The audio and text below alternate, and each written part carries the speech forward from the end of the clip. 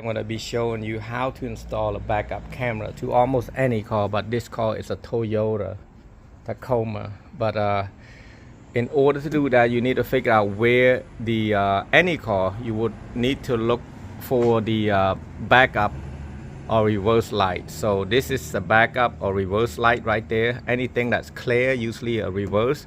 So you want to check which one it is. You just have to go out front, turn the key on.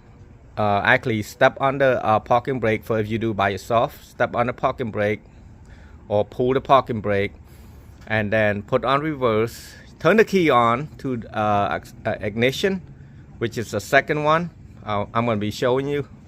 Well, actually you know how to do it. You don't have to start the car, but some newer car you might have to start the car. But other than that, just put on reverse, the light will come on and you will take the test light and figure out which one is will light up, so will lit up, or you'll be able to see it. Usually black is ground and then the other color usually it's the reverse light. So in order to do that, you want all the camera, backup camera, all the same.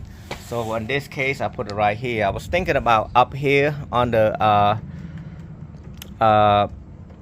backup the license plate, but the customer didn't like it over there because I'm gonna cover that part because he's got that eagle right there he want to keep. So all the camera, you're gonna have this power. This is for the reverse light power to this red one right there, and then you also have this one to power up. So when you put on reverse, it sends a signal telling the radio to turn on the to switch it to the reverse screen. So you need to hook this red light to this red over here, that red, and then this black will go to the ground and the reverse up there. I'm gonna be showing you all this car are the same. So what I'm doing right now, this red wire like right there, I take a blade and split this and strip this and tape it to the red right here.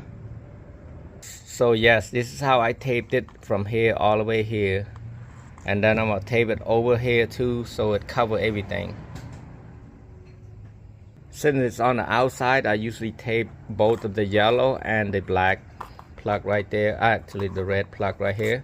So now I'm gonna zip tie this up here and try to run it up to this light right here.